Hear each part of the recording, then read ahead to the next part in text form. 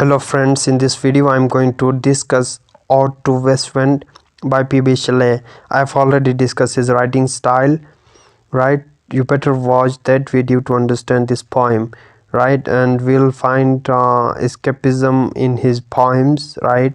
And so you will also find escapism in this poem as well. And Shelley was a lyrical poet, right? And so it is an ode, so it's direct address to West Wind, and West Wind is personified here, and it also refers to death or decay. And the poem is divided into 5 sonnets sections, right? And you cannot call it a sonnet, but it's like a sonnet section, 14 lines in each of these sections, right? With a rhyming scheme of A B A B C B C D C D E D E E, right?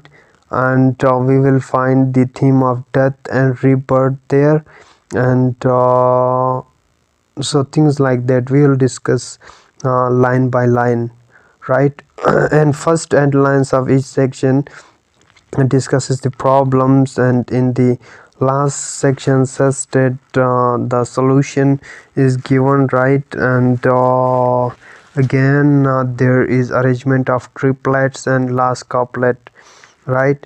So it's a lyrical poem that addressed the West Wind as a powerful force, and poet asks it to scatter his thoughts, his words throughout the world. We'll discuss it in detail, right?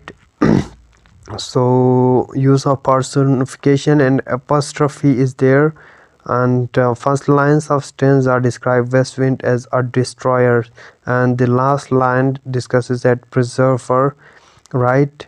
So we will see how it is destroyer and preserver in these lines. So it is an apostrophe and direct address, right? So he began with, "O wild west wind, thou breath of autumn's being, thou from whose unseen presence the leaves dead are driven like ghosts from an enchanted fleeing," right? So he discusses West Wind, addressed to West Wind, right, as something that is uncontrollable, right? Free like or unbound thing, and he refers to that in this autumn, right? The storms in the autumn, and the invisible force, the leaves shed in the autumn, right? So we'll discuss yellow and black and pale, the hectic red pestilence stricken multitudes of thou who charioteers to their dark wintry bed. And then he refers to color of that shedding leaves, yellow, black, pale, hectic, red, right? And it's like a pestilence, plague, right? So like pestilence, many people die of that pestilence or plague. So it's like the west wind, the leaves they fall or die in the autumn, right? And their carrier is the west wind, right? And then further he said that the winged seeds, when they lie cold and low, each like a corpse within its grave, until thine azure sister of the spring shall blow, right? And then winged seeds refer to seeds that fly away, right? So you see the pollination process, that the seeds of the plants, they are carried away by winds from one plant to another, and that process of pollination takes place. So wind acts as a destroyer and as a preserver as well. It destroys the leaves or leaf shedding, whereas as a preserver it preserves the seeds, right? Carrying the seeds from one plant to the another, and regeneration is there, right? The seeds, they just buried somewhere else, some other ground, and regenerate again. So here it acts as preserver, right? And then azure sister refers to blue, right? Azure is blue, so blue sister spring refers to spring, right? When in spring the seeds regrow again. And further he say her clarion over the dreaming earth and fill divine sweet birds like flux to feet in air with living hues and orders plain and hill, right? So he compared it with uh he compared the earth, that the earth seems like a sleeping earth, dreaming earth, right, in autumn, and it wake up again in the spring, and with living hues, with colors, right, wake up with colors in the spring, the beauty where everything grows, right? And in these lines, in this last couplet, he say wild spirit. Wild spirit refers to holy spirit. He refers to the west wind. Wild spirit, which art moving everywhere, means this holy spirit, this west wind, who moves everywhere, and it is as a destroyer and preserver as well, right? As I have already discussed how it is preserver and how it is destroyer. So moving on to second section, right? And here he said, thou on whose stream mid this deep sky commotion, loose clouds like earth decaying leaves are shed, shook from the tangled boughs of heaven and ocean. So he just discussed the west wind, right? It scatter the clouds, right? And the power of west wind, right? He is discussing the effects of west wind in the sky, that it scatter the clouds, and it seems like the cloud scatters from the sky, and oceans also scatter because of this west wind, because it is very powerful, and it has an influence over upon heaven and upon earth as well. And then further he say, angels of rain and lighting there are spread on the blue surface of thine every surge, like the bright hair uplifted from head. And then angels of rain, again he refers to clouds, right? They are the angels of rain, but they are controlled by the west wind, right? And west wind has control over everything. Blue surface of thine refers to sky here, right? And further he say, of some fears may not, even from the dim verge of the horizon to the zenith height, the locks of the approaching storm, thou dirge of the dying year, to which this closing night will be the doom of a vast sculpture, not sculpture, sepulchre vaulted with all thy congregated might. So again he is referring this wind to different things, and it seems like the west wind is fierce like Manath, right? Fearful or fierce or dangerous like Manath. Manath, the women who are the followers of god of fire, and what they do, they dance and scatter like wind, like clouds in the sky, right? Like the scatter hairs of Manath, the west wind scatter the clouds, and it seems like the scatter hair of Manath. And then they scatter it in the horizon, means the west part, and zenith at highest point as well. And dirge is lamenting song or funeral song, you can say, right? It seems like it's singing a lamenting song of the dying year, of the storm coming, right, or the end of year, and will be the dome of vast sculptor or it's like a dome of graveyard or tomb, right? And the clouds are filled with the vapors congregated might. And he said that of vapors from whose solid atmosphere black rain and fire and hell will burst o'er. And then he just addressed to West Wind, and he just telling that here you must hear this, you must hear my voice, right? O mighty west wind.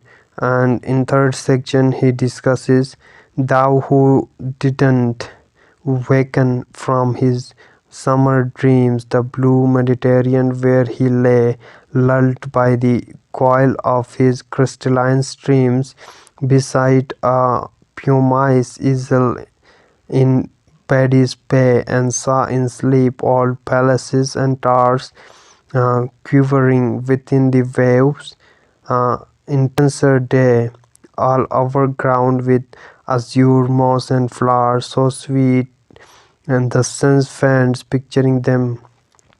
So again, he is referring to west wind, that thou west wind, right? That you just wake up the blue Mediterranean Sea, which was having a summer dream.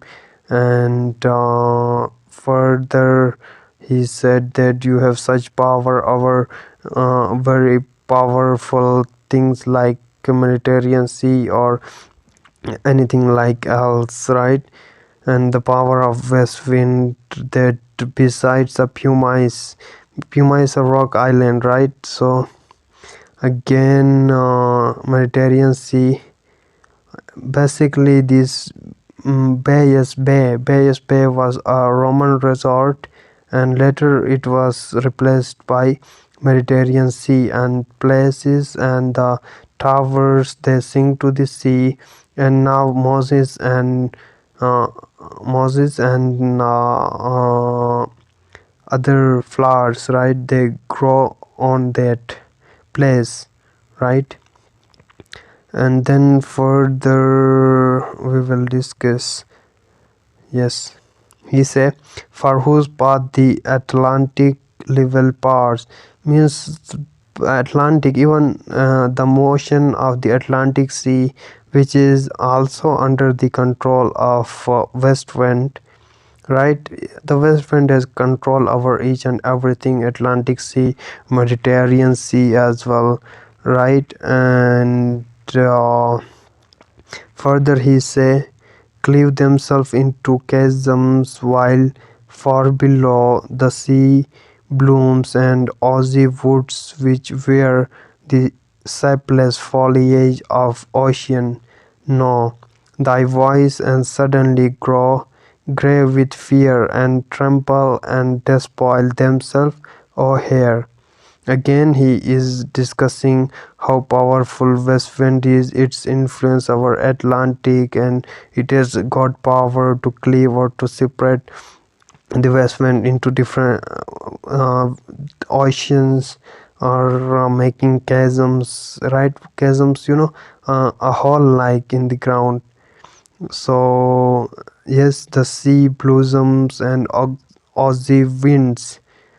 Ozzy woods means the kinds of trees, right? They also wear, and they are also under the influence of west wind, and sapless foliage of that woods. Any flutes means the flute, right? The fluids, the fruitless, dry. The trees are fruitless. They are dry because they don't need to be preserve water, right? It is the west wind that control them, right? And then further he is in this fourth section he will be discussing, he compares himself to the west wind. And what he say, let's see. He say, if I were a dead leaf thou mightest bear, if I were a swift cloud to fly with thee, a wave to pant beneath thy power and share. Right, he comparing himself with the west wind, and then he said that if I were a dead leaf, carry me, right? Escapism. He seek escapism in the west wind, and he is just longing for the west wind to carry him like it carries dead leaves, right? Or it scatter the clouds, right? And west wind, he want the west wind to carry him away, or carrying his thoughts, or scatter his thoughts like it scatter the clouds, right? And further he said that if I were a wave, then you just push me using your power, so I feel your power. Or if I were a boy, we'll see in the next line this: the impulse of thy strength only less free than thou, O uncontrollable, if even I were as boyhood could be. Again he is comparing himself with the west wind, that you are very powerful, uncontrollable, right? That I used to be in childhood, right? In childhood, you are uncontrollable, right? You have got your freedom, but once you grow, you do not have that much freedom, right? So he said that if I were a boy again, my I like to make friendship with you, because I'm like you, right? Uncontrollable. And further he said that the comrade of thy wandering, again this thing I have discussed, comrade, friend means, I'll be your friend in childhood, right? Comrade of wandering our heaven, the freedom I have got, uncontrollable, right? As then went to outstrip thy skyty, thy sky speed, scarce seemed vision, I would never have uh, striven, right? That I used to be move faster and overturn, and never used to be backed. I was filled with visions, right? And then he said that when he was a young, he felt like it's possible for him to be faster than the west wind, and uncontrollable, and the freedom he had. And further he said that as thou with thee in prayer in my sore need, oh lift me as a wave, a leaf, a cloud, I fall upon the thorns of life, I bleed, right? He said that he just requests the west wind to carry him away, right? Because he just fall upon the thorns of life, means he is surrounded by the difficulties of life now, and now everything is sorrowful and things like that. He begged the west wind to treat him like the way it treat the objects such as waves, clouds, and leaves. And he said that a heavy weight of hours has chained and bowed on to me like tameless and swift and proud, right? It is metaphor for aging. Now I am aging, or I am dying, right? And he said that uh, time, right? A heavy weight of hours refer to time, as well as uh, means that hard times of life had chained him, lost his freedom, right? And now he is surrounded by these difficulties and sorrows. And in the last section he will discuss that make me thy lyre even as the forest is. What if my leaves are falling like its on the tumult of thy mighty harmonies will take from both a deep autumnal tone sweet through in sadness. Be thou spirit fierce, my spirit, be thou me, impetuous one, right? And then he just requesting for the west wind to make him his musical instrument, or play him, right? Or just like it played with the forest, as a forest is your musical instrument, make me as well. And as moving as the motion of these, right? These trees, or the wind, motion of the winds through these winds produce a melody, a sound, right? and make me as well moving of the forest by wind, make musical sound.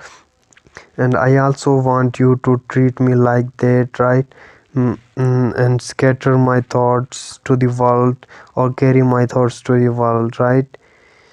And further he said that will take from both a deep autumnal tone, sweet bow in sadness, thou spirit fears my spirit, be thou me impetus uh, one.